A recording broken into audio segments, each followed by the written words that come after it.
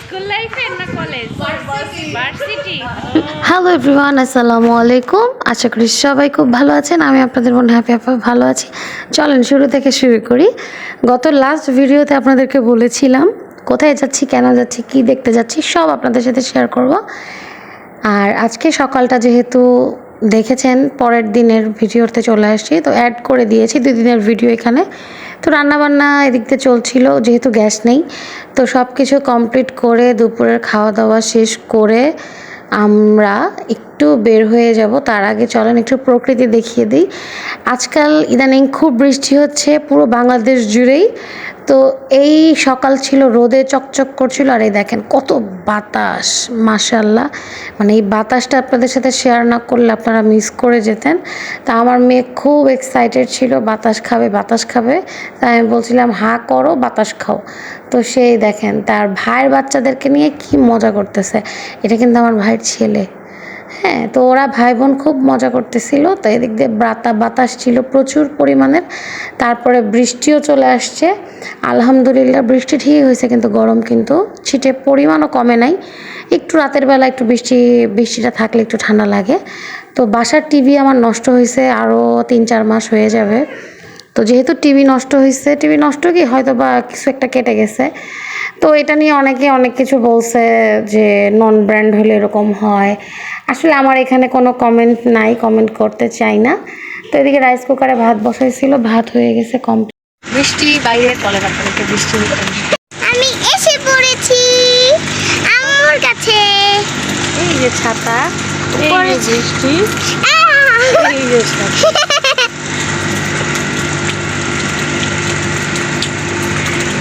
তো বৃষ্টি যখন শেষ হয়ে গেছে, তারপরে পরিবেশটা ঠান্ডা ঠান্ডা ছিল, ভালোই লাগছিল। তো আমরা মা মেয়ে আমার বাবার বাড়ি গেলে খুব মজা করি, কারণ প্রকৃতির মধ্যে হারিয়ে যাই। চারিপাশে এত সুন্দর গাছগাছালি। তো আপনাদের বাসায় কতটুকু সবুজের ছোঁয়া আছে অবশ্যই জানাবেন। তো আমার তো খুব ভালো লাগে বাবার বাড়ির এই পরিবেশটা দেখতে। আলহামদুলিল্লাহ যে বাবা মা এখনও সহি সালামত সুস্থ আছে, লাখো কোটি শুক্রিয়া আল্লাহর দরবারে। তো সাথেই আমার এই যে মেয়েটা দেখেন ঢং ঢং করছিল, তো একটু বলতেছিল আমাকে একটু ভিডিও করো। তো করলাম, কারণ কিছু করার নাই। মেয়ে হয়ে জন্ম নিয়েছি যখন, আর মেয়ে হয়ে যখন জন্ম নিয়েছে, ঢং তো মেয়েদেরই সাজে। তো এই যে মিনু তার বাচ্চাদেরকে খাওয়াচ্ছিল। তো সারাদিনই এই চলে, বেরোয় পড়লাম আর এই তো কোথায় যাচ্ছি চলেন এবার একটা জিনিস দেখতে, আপনাদের সাথেও দেখাবো।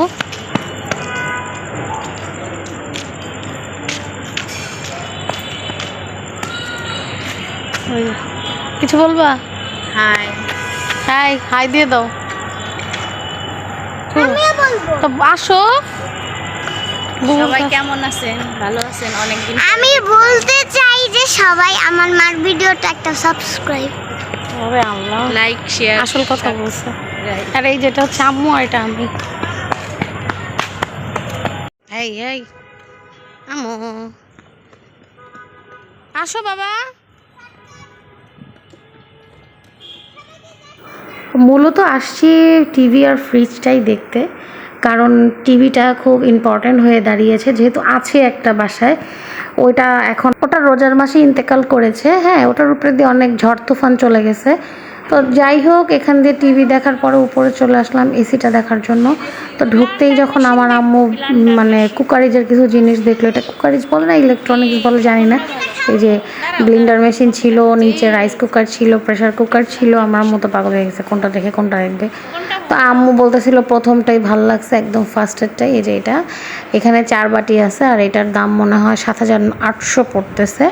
তো বললো যে আন্টি আপনার যখন খুশি তখন আসবেন। তো আর এই যে এখানে হচ্ছে এসি দেখতেছিলাম, তো বান্ধবীর সাথে একটু মজাও করছিলাম।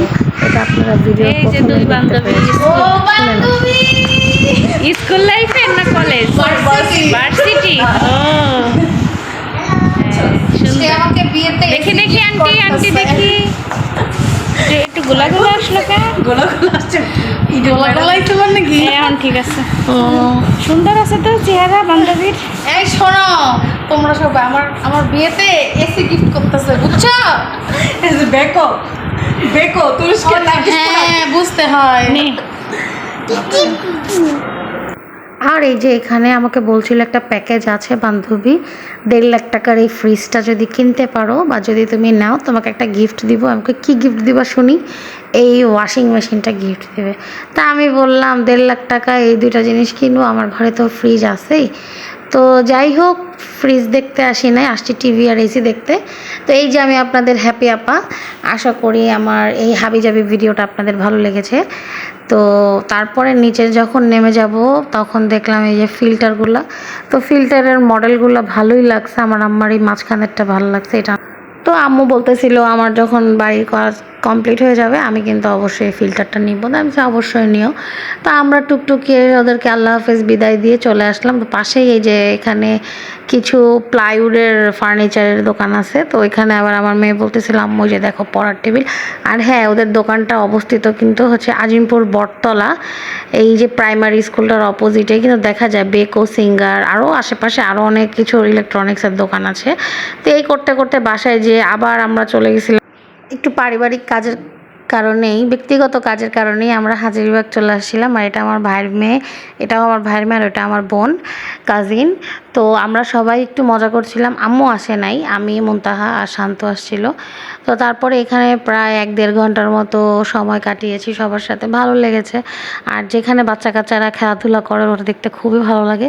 এই যে আমার বুড়িটা আর ওইটা আমার ভাইয়ের, এই যে আমার এই ভাইয়ের ছেলে, সরি ভাইয়ের 2 বলো আমার এক তুমি মেয়ে, কি বললে আবার বলো। তিনটা, আমাদের নেক্সট জন্ম যেটাকে বলে নেক্সট। কেন কিছু বলনি? তো ওরা মজা করতেছিল আর আমরা দিক দিয়ে একটু বসেছিলাম, কারণ বাইরে কেন বলবো না? ছিল।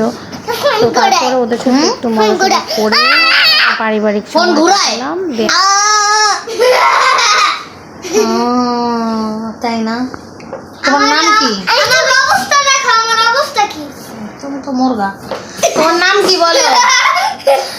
মুরগা ডিম পারছে না। এই পুরো ক্যামেরা। হ্যাঁ, আমি পাইছি মুরগি রে। তাড়াতাড়ি নিয়ে আসো। এবার বলো। তারপর আস্তে ধীরে বাসায় চলে আসলাম, মার বাসায়। আর এই দেখেন তখন রাত্রে মেবি 12টা বেজে গেছিলো। এত সুন্দর লাগছিল আমাদের কলোনিটা, এত সুন্দর বাতাস ছিল বাইরে যে সারাদিনের ক্লান্তি ভরে মানে বাতাসের কারণে সব নিমিষে হারিয়ে গেছে।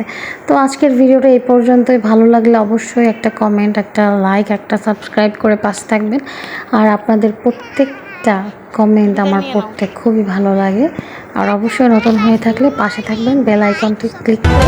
قلبي المتيم كلما صلى عليك وسلم ذاق السعادة مغرما يا سيدي